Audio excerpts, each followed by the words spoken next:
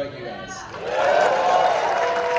All right, you got a lot of questions, but I guess the first thing I want to ask everyone, did you ever imagine 50 years later when you were making this film that it would... I think I know the answer, but how does it feel knowing... I think this film truly is unmatched as the greatest. This just confirms that the greatest horror film ever made. It's so groundbreaking in so many ways. How does it feel? I mean, did you ever imagine this, and how does it feel 50 years later still to be at the premiere with a packed house? Yeah. Yeah, whoever would like to go. And then I'll ask specific questions. Terry? Nice. Wait, it's a turn. Is this thing on? Yes. There you go.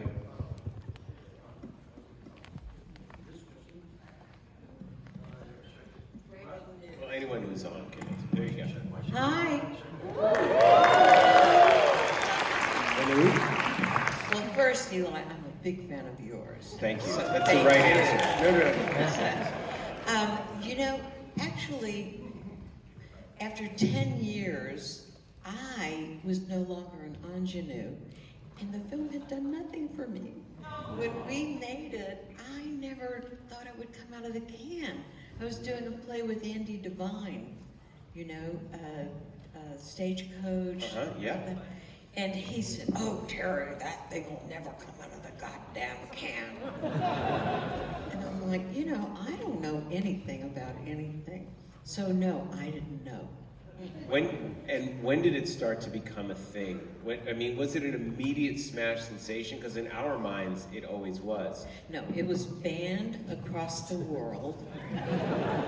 It was banned for 10 years in Italy, everywhere, France. It was banned in the UK for 25 years, and it was banned in Germany until 2013. Now, we went to Germany in 2013, and let me ask, I said, you guys have the worst horror of anybody in the world. I mean, you have actual footage. How is it that, you know, so I realized... I asked the same thing about Hostel too. They banned it. It was the same issue. They're very sensitive to violence in movies because of their past. They really are. Well, and the thing is that I think they just forgot about Chainsaw, you know? Yeah, it's possible. I think that it became, like everybody was watching it. It was, everybody got a copy somehow, but it was all under, it wasn't legit. That's why a lot of the times when people were watching Chainsaw, it wasn't something, it was bootlegged. And well, to be fair, it feels like a movie that was made by serial killers in the best possible way. And I have so many questions, but we're going to go. I promise we'll get to everybody. I want to talk with Mr. Edwin Neal, our hitchhiker, who I recently had the pleasure of meeting in Texas right now. I think your character introduction in the van is one of the greatest and most unforgettable in movies. Yes, no, really, truly, that you come into the movie and the whole thing changes and it sets the tone for it. And I remember you were telling me sort of where you base that character, and you watch it, you think that's a real person.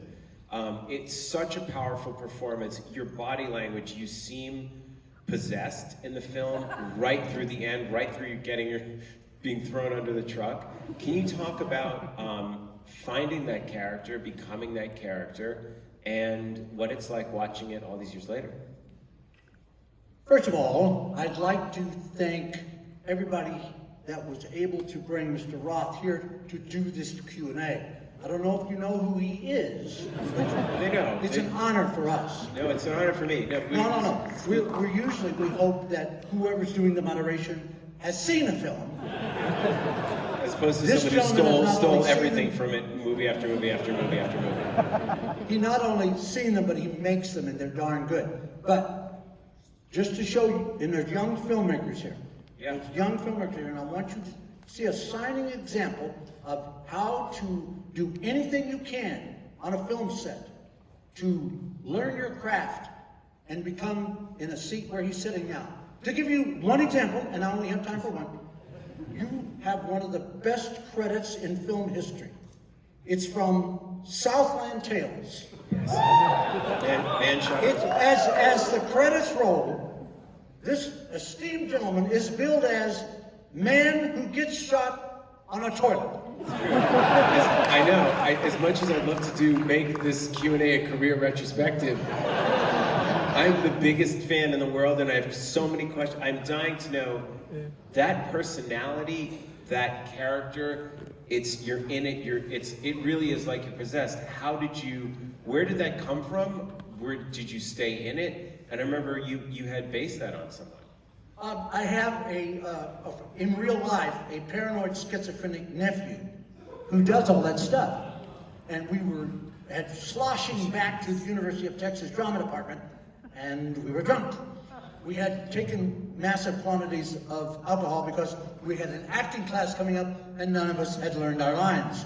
So I said, we'll be fine, we'll just make shit up. So we're going back, and the little girl runs down the stairs, and she says, oh, are you going to audition for the movie? I said, movie? Stage actors, which I was at the time, look down on film actors. Yeah. We learned 2.5 hours of dialogue. Film actors have a whiteboard with 3 sentences on it behind the camera, and they barely make it through that. Can we tell you again? Yeah. So we said, well, let's go in there and wind this guy up that's come to audition real actors. Let me at him. And they go, okay, man. So I go in there and I said, and Toby has a little Clint Eastwood cigar. Yeah. And he goes, hey, can you be weird? All my friends go to the floor. If we got the guy for you, come on. So I thought, I know what I'll do. I'll do my paranoid schizophrenic nephew and I'll get rid of this clown. And so I start doing all that stuff. And the little cigar disappears as he's eating it. And he comes out the door. I thought, well, we got rid of him. And a couple of days later, here comes Mr. Hinkle with in low-budget movie making, a 1-page contract. Mr. Roth will explain that. Usually he signs things, they bring a forklift to bring the contract in. But 1 page, Kim goes, you have to be in this film. I went, oh, well, okay. Well, it's not like anybody's ever going to see it. And here we are. Cut to, well, let's talk about that van scene with everyone else acting in that van. Is the van moving? Is it hot? Did you guys know each other? Was there anything unanticipated? Because the grabbing, the slicing, it all feels so, every single moment in that van. It was the hottest I've ever been since my mother-in-law told me she was staying another week. But tell me about being in, I think we all feel, and that's something we'll talk about in photography. I want to talk about the shots of the sun, the moon. But the one thing this film conveys is the heat, and that sweltering heat. So tell me about how long did you guys shoot that for, and how was it performing and watching this lunatic who's in your van? Well, since I was the driver... You were driving. It takes him a long time to be like, hey, what's going on back there? I just want to say he was giving out kudos to you. I just want to give out a shout out to a young man who was 18 at the time that I met him. His name is Britton Buchanan. And he was the one that I met in North Carolina at a film festival. And he had presented the idea of talking to the Beyond Fest. I'd never heard of it. And he started the ball rolling. Amazing. And the reason we're all here has a lot to do with that young man. Thank you, yeah. So, but as far as the van, it was brutal. It was Africa hot. That's how hot it was. And you picture, Toby with the cigar and the lighting and everything. It was brutal. There were no. Or no lights. I don't know. I want to hear about shooting it. But it was a tough shoot. But we had a great time. It was a lot of fun. Let's talk about the photography and then we'll go on to other aspects, but the photography in the van and shooting that and the approach to shooting that, because it's a tight space no matter where you are. But how did you all fit? Where was Toby? I'd love to hear more about that. Yeah, Toby was in there with us. Sometimes he actually operated, sometimes I did. It went back and forth between us, which is sort of something, when we were in 2 cameras, he often operated as well. I'm sorry, Alan, there were no lights. They didn't exist yet that you could mount on a van and drive around. But it was hot. And when you saw the film, you saw a film print. I'm sorry, I didn't see it. I didn't realize you were seeing a film print here today. But probably there's no detail out the windows. We were shooting in Austin, outside of Austin. Our film was going to Dallas, so overnight, and FedEx didn't exist yet. So I don't know, somebody would drive it up to Dallas. We'd get it back 3 or 4 days later. And the first time I see, oh my God, you can't see anything out the windows. It's just because it was so bright outside, and I'm just shooting with the available light inside. So that was, you know, that part of it was a surprise and a shock to me. But we are moving all the time, and didn't have to. Once you see, there's no detail out the windows. But it did have to be hot for my good friend Ted to do his job properly and get good sound. You've got to have the windows closed. And so Ted's in there in the van. With a boom? Did you tell us about miking everything? We mic'd it with lavaliers. That was the only time we used lavaliers in the whole film, and I was back there just mixing on the fly with the dialogue. And so, how old are you guys at this time making this? 23. I was 23. I think most of us were in early 20s. But what I want to mention to you all is that Ted and I are old buddies from. You know, we met our freshman year at the University of Texas. We went into film school together, and we got on this picture together. We both had brand new vans that had come out from Ford Econoline vans. He had the long wheelbase one. I had the short wheelbase one. We bring over Toby. We need a van to shoot in. Bring over my van. Toby sees Ted's van. He goes, "Well, why are you giving me the small one?" Well, because the big one's going to be the equipment van. No, it's not. The big one's the one we're shooting in. The small one's going to be the equipment van. And how did you guys know Toby? How did you get involved in the project? Well, I really was the only non-actor, in the movie. And well, my background was social work, but I met Toby in doing his first movie, which was Eggshells. Eggshells, yeah. Yeah, and I don't think anybody saw that movie. There's a Blu-ray of it. It's been re-released on Blu-ray, so people are starting to discover it. And because of pretty that out movie, there. when it came out, again, when I had some legal trouble, and so about 4 years later, I got a call that they couldn't Chainsaw, and they wanted me to play the character, Jerry. And I guess we should start at the beginning. I know I'm jumping all over the place, but with Kim, talking about the genesis, talking about where the idea came from, what this was. I mean, I've read a lot about it, but I'd love to hear, just the origin of you and Toby coming up with the story and how it is seeing it all these years later and what it's turned into. Well, after we did Eggshells, which I think played in one theater, we decided that we should do something that maybe had an opportunity to be screened in a few more theaters. Given what we had to work with, the options were either horror or science fiction, and we elected to go the horror route. And we just started tossing ideas around.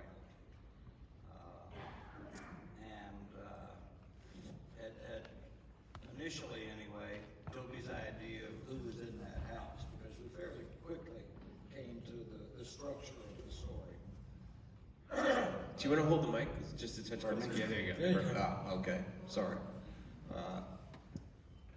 Anyway, so you're saying the house, and you came to the house, and that's when you had the structure of the story. Well, we borrowed the structure of the story basically from Hansel and Gretel. We were looking at a lot of fairy tales, particularly German, but some Japanese too, that were really interesting. And we came to the basic structure that you see in the film. Some years earlier, before we actually wrote the script. And we had a basic disagreement because Toby's initial idea about who was in the house were kind of these sort of incorporeal creatures, almost electronic kinds of entities. And I didn't feel like that would fly, and we kind of got stuck on that point. But a couple of years later, Toby came back to me and said, okay, you know. Well, that's Toby. Toby also was from, you know, I was fortunate enough to know him, and he truly was from another planet, to be fair, in the best possible way. He was just one of the sweetest people I'd ever met. He was really, really an amazing person, amazing storyteller. And there's things that are, I mean, but I'd love to talk about that, you know, these characters, there is something where the film, it's merciless. There's almost no relief in the movie except when they get to the house and you see the brothers together, and it's almost like the Three Stooges. And you see the way they're interacting, and the way Leatherface cows, and that, you know, that the old man's in charge, and that it's three brothers fighting. You're suddenly invited to the Manson family dinner. Can you talk about where those characters came from and how the idea, because as you can see, people are still dressing like them to this day. Oh, basically, they were my family.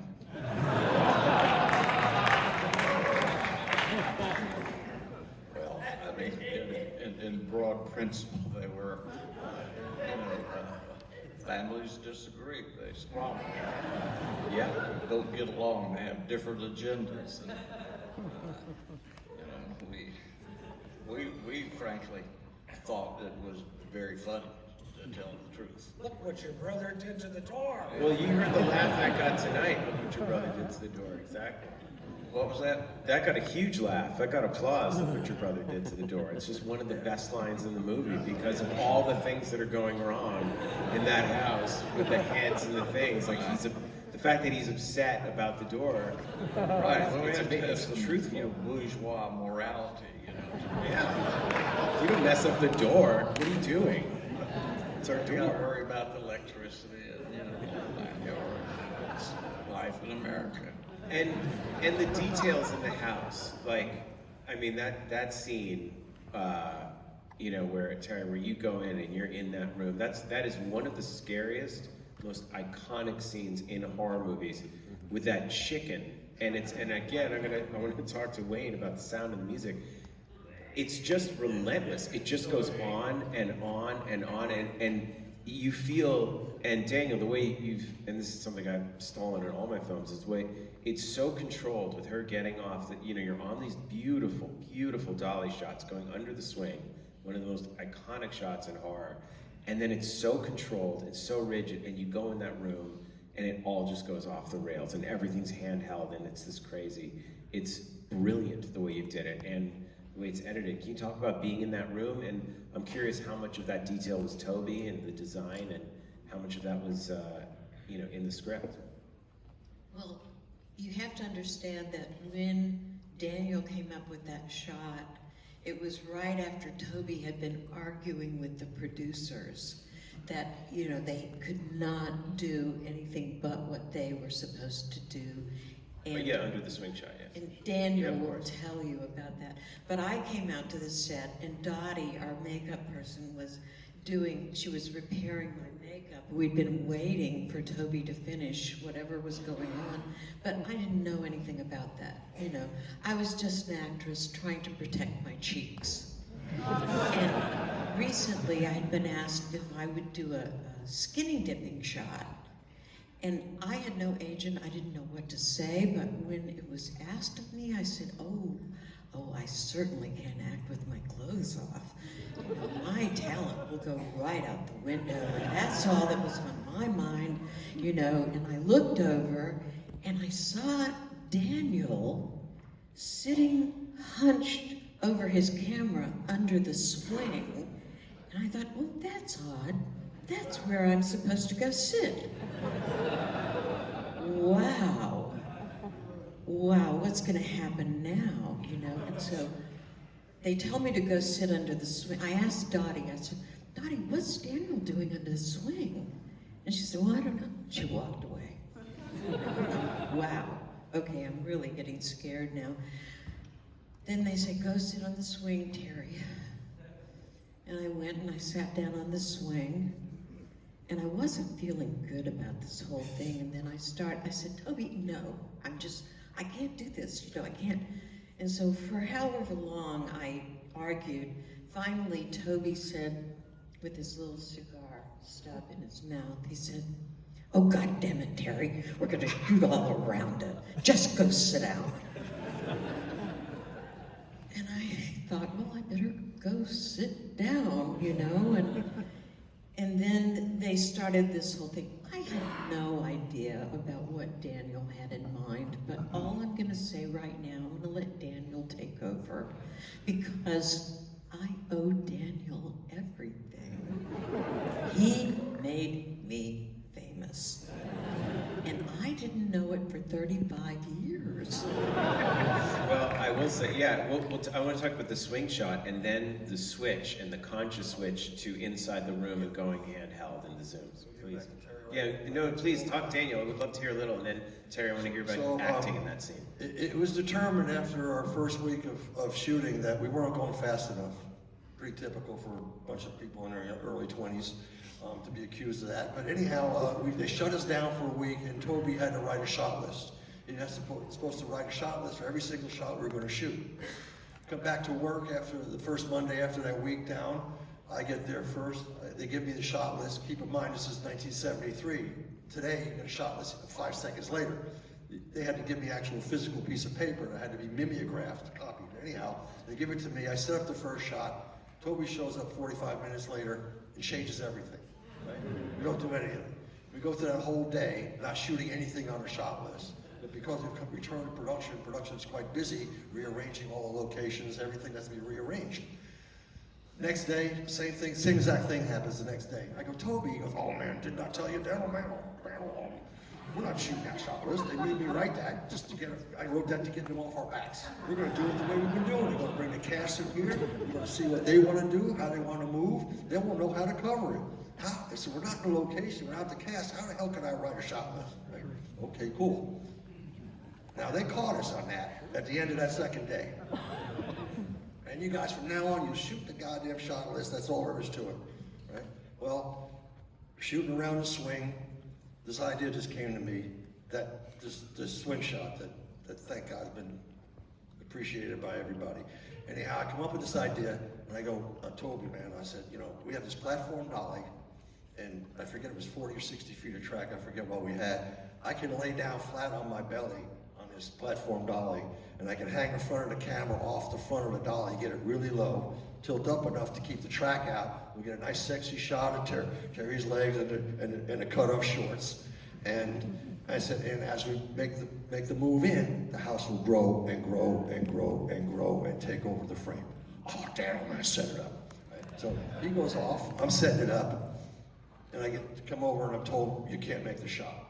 So Toby's someplace else. He can see me suddenly sort of standing there dejectedly. And he comes over and goes, what's going on? I said, they're not gonna let us shoot it. He goes, now listen. He goes, Daniel has come up with the most incredible idea to start the second act of this film. He goes, I'm the director, he's the cinematographer, we're shooting the shot. Maybe you're gonna fire us, maybe we're not back tomorrow. But right now, get the fuck out of our way, we're shooting that shot. Damn. Let me tell you how crazy showbiz is.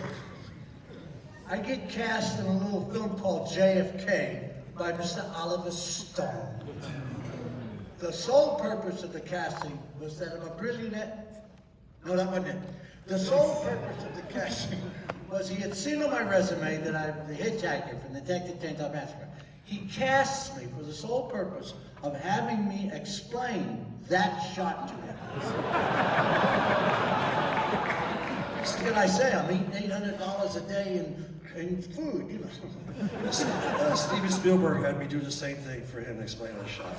It's the best. But talk about the switch, the conscious switch to the chicken. What I want to say, I'm going to give the mic back to Terry, but I just want to say one thing about the way we shot her whole sort of entrance into there and her point of view and the shots, especially the point of view shots in there, is that Toby and I actually took turns shooting. He'd shoot one take, and then I'd take the camera and I'd shoot a take. And then we just went back and forth, and The only time we really did that was that sequence, but basically it's how it came about. But let Terry tell you about what it was like to be in there. Very hot. And what happened was, you know, when Pam falls into that room, I kicked over a galvanized bucket that had this rim that every time that I tripped over it, it hit my shin on the exact same spot. And unfortunately, Toby wanted 13 takes of it. And by the time we got to 13, I thought, well, if my shin makes it out of this, it's gonna be a miracle, you know, but I'm trying not to complain because, you know, I'm young, I'm naive. I'm just trying to do the best job I can do. I fall into that room, and then when I get in there, there's this damn chicken in a cage, which is very, you know, it's very creepy.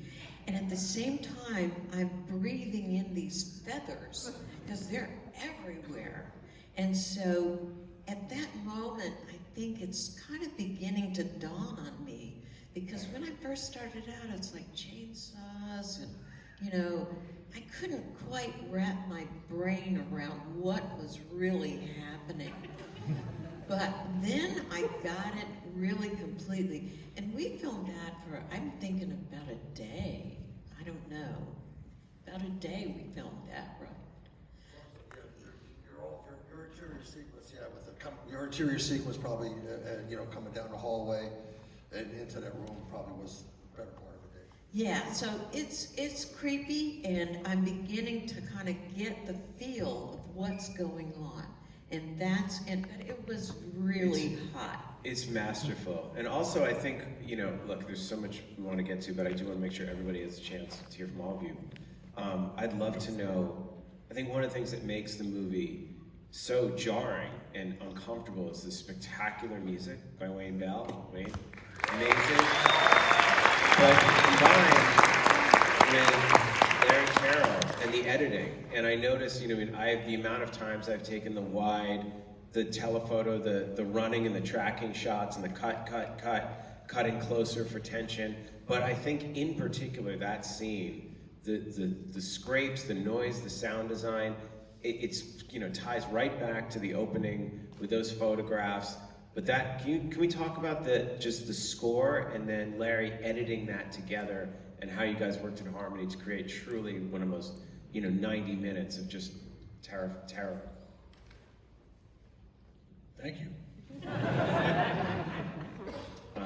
Yeah, Gotta please say, wait. two things first.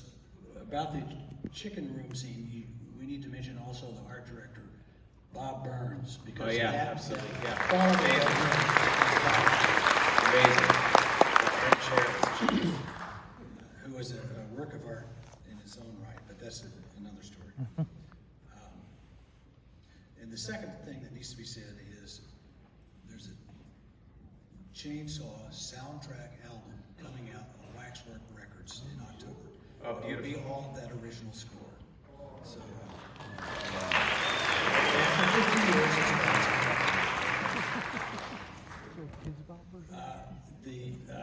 this score has been called the beginning of industrial music, and, which surprises me, but I've had so many people come forward to say how seminal it was in launching them in either doing music or the way, as a filmmaker, that they would use music in their movies. So it's humbling and a little bit surprising. But yes, there were indeed kitchen implements as part of the sound design. The famous stinger at the beginning, I've made a promise that I don't tell how that's done. It's not all that fancy, but it's so signature to a chainsaw that I've said I'm not going to pass that on, because I'd like for that to just stay with chainsaw. I'm sure anybody could imitate that, and it could be littered everywhere if I told how it was done. And somebody will figure it out, but I'd like to just leave it with this film, with Chainsaw. We love this film, and let's leave that as the signature sound for Chainsaw, so when you hear it, you know it's Chainsaw. We will. I mean, it's also one of these things where it really blurs the line between score and sound design so beautifully. Thank you. Where That's is it on- music? yeah. Is it sound effects? It's just disconcerting. Thank you for noting that writing that line between is it music, is it sound, I don't quite know, but it's working, is so an important part of what this score was. And that's why that it broke new ground, is because after that, other composers, other filmmakers started to also dance that line between is it sound effect or is it music, yet it's effective. So thank you for noting that. Of course, and the editing, talking about putting this together. Larry Carroll should be here. He's Oh, is Larry not? Because I couldn't tell. Oh, Larry's not here. Okay, I'm sorry. I missed that. Sadly. All right, Ron Bozeman. He lives here in LA, but he's an excellent editor. And Yeah, he's very okay. much a part I of missed this it. All right. coming together. Ron Bozeman. Toby had told me that he called this movie a $60,000 flare sent up from Texas. I don't know if that was your recollection of what the budget or so he said it was a $60,000 flare. I don't know if that was the budget at the time, but it was. What is it? 80. Okay, well then maybe I'm misremembering an $80,000 flare. 85. Okay, just why not? 90. What are your memories of having to pull this off? Because it feels like you made a documentary, and that's one of the hardest things to do. The Asians swear that it's a documentary made in the hinterlands of Texas, but the real people, they're not real people, they do that shit. They think I have many arguments with them. It's not a documentary, it's a No, freaking but film. that's the hardest thing to pull off, is to make it look and feel real. What are your memories of having to pull this all, of the team, pulling the team together and making the film and having to do it at this price? Well, it came together nicely. I mean, there was a kind of harmony in the process. And Toby was not always clear about what he wanted, at times. And John, you're laughing. Why? What are your memories? Also, John, you're a 20-year-old playing a grandfather. That was an odd casting choice, and it's one of the weirder but yet creepier things in the film. Do you want to talk about that? And also that dinner scene, and I know we have to wrap up soon. I'm getting the high sign, which kills me because I want to make sure we hear from everyone quickly. The odd thing is about that is that, I was a theater actor, as we were talking before. It was my first feature film. I'd done some, training videos for insurance companies and shit like that.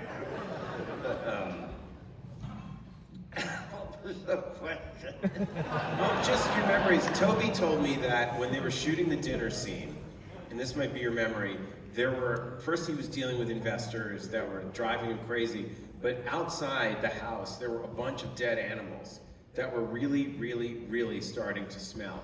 So they decided to burn them, which in fact turned it into a marshmallow of burning animal flesh. And because you were shooting, you had tented the room, so it was 120 degrees in the dining room because you were shooting day for night. So you have all the windows tinted, and then the burning marshmallow of death came into the room, so you were all actually going completely crazy. I'd love to hear your memories. And you're the one with the full latex makeup. You left out one important detail. It was a 27-hour day.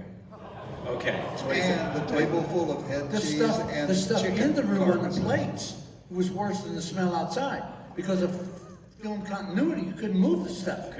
No, we've got the plate of rotting flesh that they used real meat because the dummies didn't have a $250,000 vacuum plastic forming machine, so they used real meat. Well, that's fine until cut to 3 days later. And the stuff is right here on our plates, right in front of every face. And I'm like this. And John, you have a latex mask on during that. So were you even conscious? Oh yeah. I want to know. I want to know.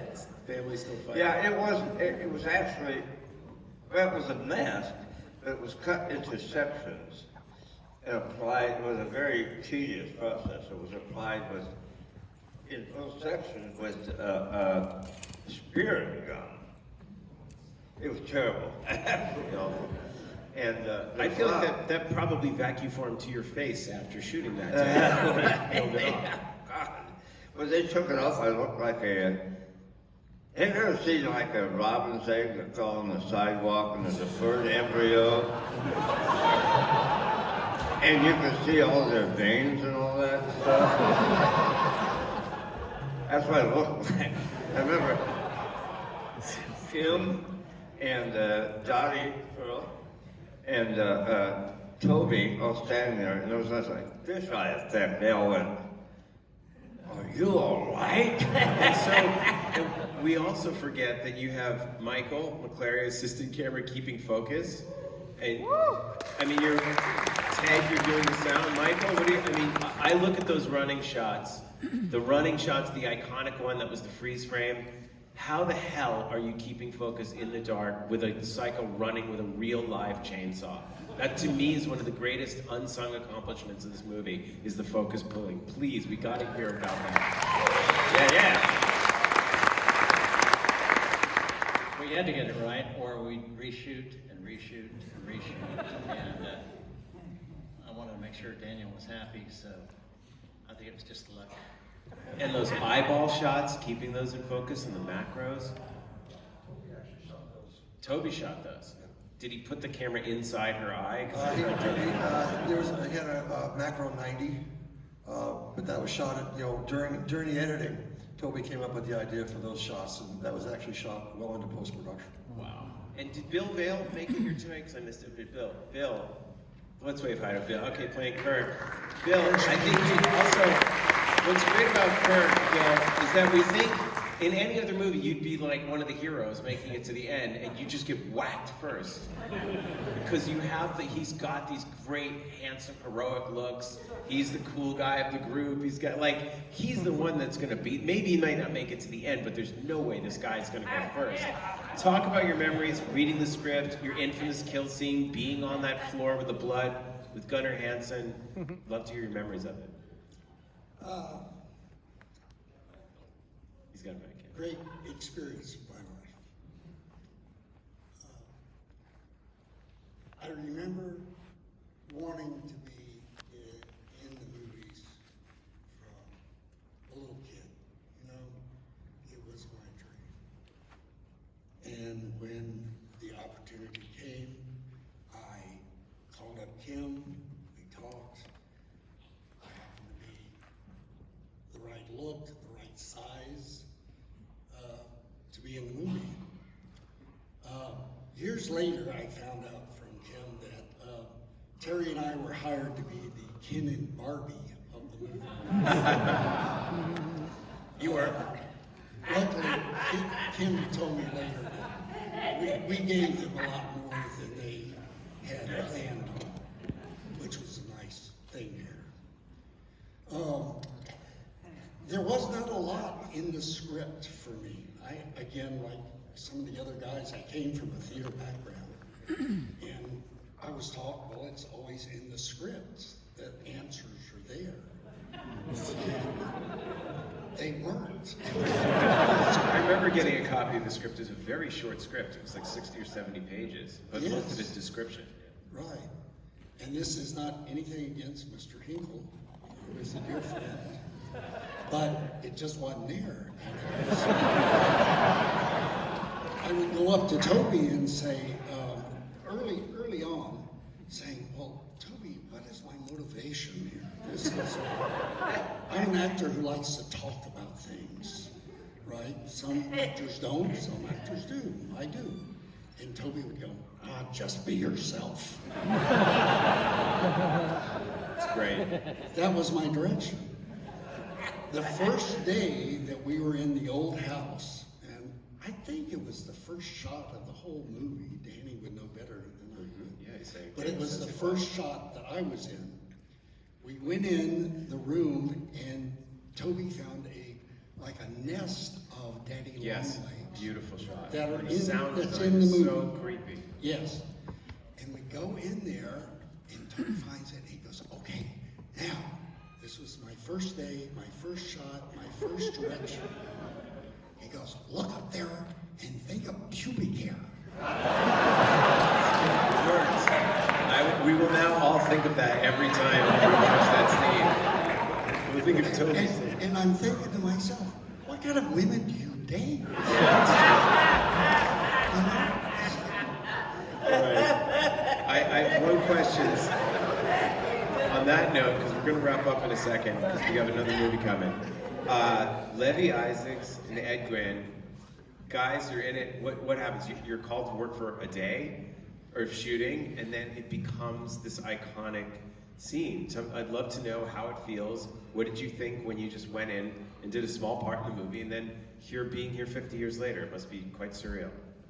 Well, I was just really I couldn't believe that I was going to be in a movie, It's like, I couldn't believe that I was going to be in a movie, It's like, wow, this is really cool, man. And, so we go down to a little recording studio where Wayne was, and I got to read all this news copy. At the time, I was working at KVUE Austin. We had just put this station on the air from the beginning, and there was only 8 of us, and we all had to do everything, which was shoot the film, edit the film, write the stories, announce the stories. So I had to do everything. So that's where I developed my radio voice. it's great. And I was just honored to do it. My God, And the other thing too, I worked in this town as a cinematographer, and Toby's the guy who got me started. Yeah. So Well, I'm very grateful to him because he really put me across the line. Well, I was here almost 21 years ago at the premiere of my first film, and I remember Toby Hooper showed up, and I'd met him once and invited him, and he came and supported me, and I never forgot it. And he became a dear friend, and I think we all would be doing what we're doing without Toby. So It's true. beautiful, beautiful human.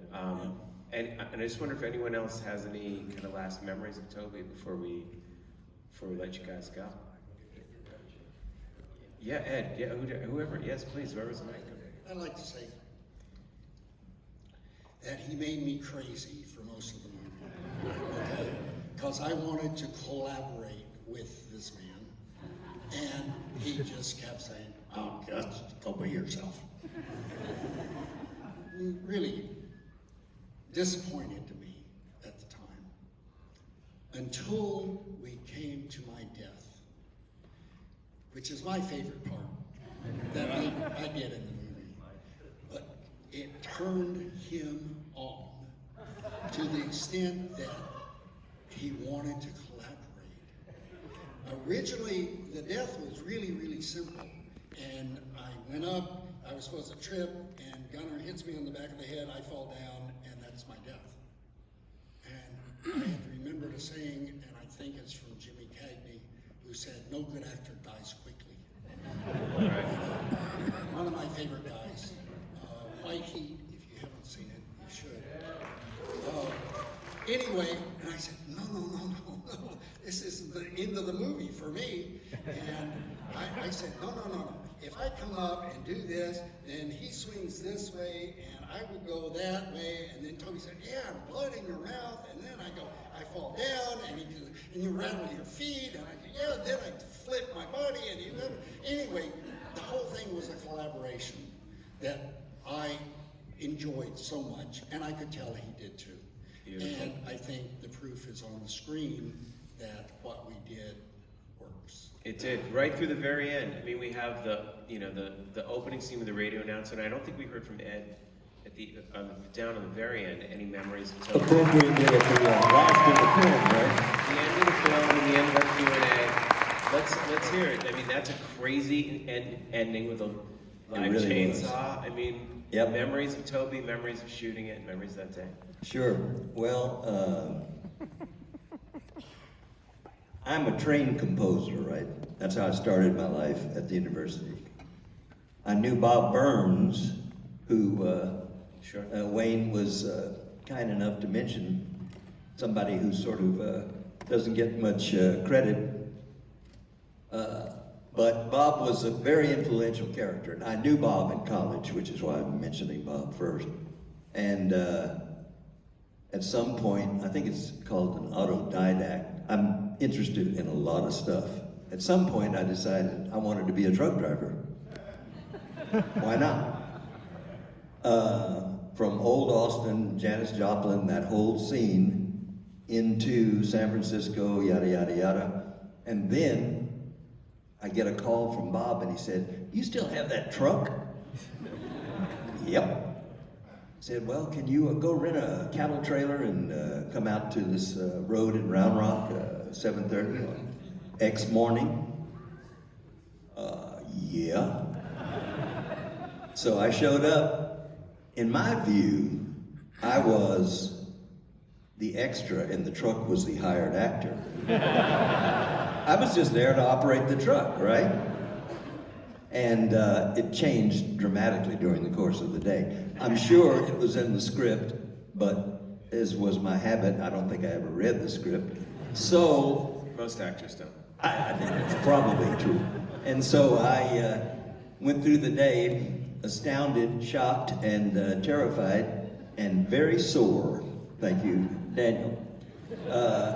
Running up and down that road was no fun, but it was an interesting experience. And now, 50 years later, we're still talking about it, which is really trippy. We are, and I think that there's one more thing that I think is so amazing about the film, and it's your monologue, Edmund. It's the hitchhiker's monologue about being put out of business and being obsolete. And I think that in this age of AI replacing Hollywood and people being replaced by machines, I think that, you know, the movie works on so many levels in terms of being a visceral horror film, a terrifying film. The sound of the chainsaw, the music is relentless. There's something deeper about feeling like you're going to be replaced, losing your sense of purpose when a machine replaces you, the sadness of the family that's been replaced, the grandpa. There's something about us being replaced by a machine and sort of feeling that you have no purpose in life. That's really deeply unsettling and disturbing. And I think that's why this film will always be timeless. That there's so many themes, there's so much here, and you can always go back and revisit it. And I just want to thank you all. I'm going to read everyone's names. I don't have them in order here, but please, let's give them a huge round of applause. They can wave when I say it. Can I just say one thing? You can, John. This man here, Ron Bozeman, who's our production manager, Yeah. won an Academy Award for producing The Silence of the Lambs.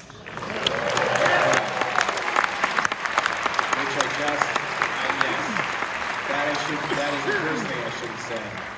Because I just watched The Arrow 4K, and it's up there with Texas Chainsaw Massacre, probably the two greatest films ever made. I mean, it's Eli, a masterful. message from all of us. We're glad to remember these things for you, but we all want to thank you all for the love that you've shown us and you've shown this film over the years.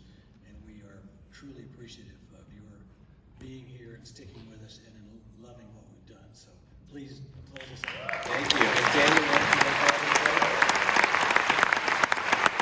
I just want to say real quickly, people have asked me all the time, were you afraid of Leatherface? No, I was afraid of this guy. He scared the shit out of me. You're right, that character is too real. It's too real. Well, thank you so much to Beyond Fest. Thank you to everyone. Thank you, Terry McMinn, Edwin Neal. Give a round of applause. Bill Vale, Alan Danzy, Jerry, John Judy, Grandpa, Ed Grant, Lenny Isaacs, radio producer.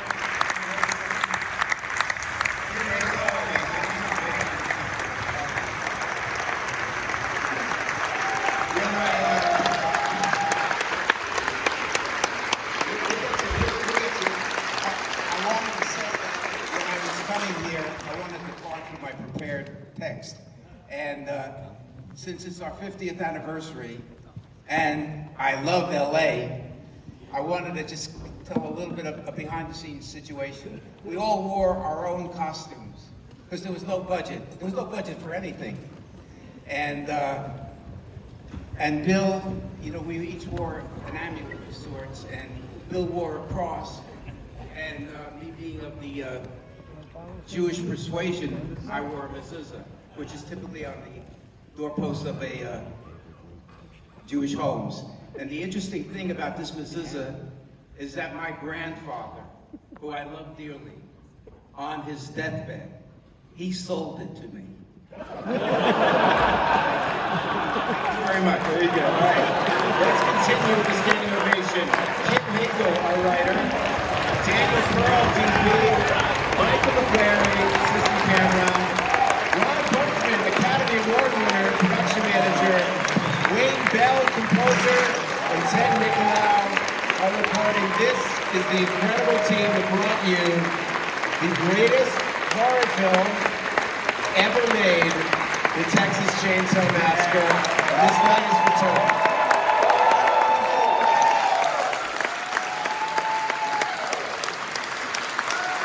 The answer to the 15-year-old question resides with all of y'all. We're all dated 15 years later, not us.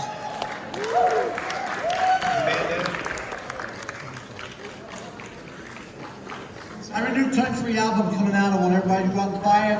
Sometimes when you write a country album, when you write a hit, you know it immediately. You know it. You can feel it. I could get over her if I could get under you. You better get it.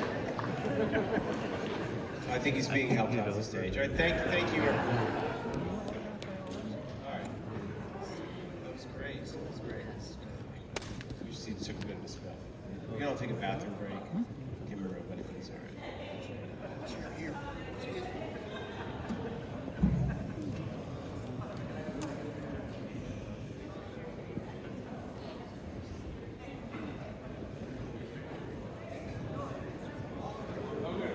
All good. All okay.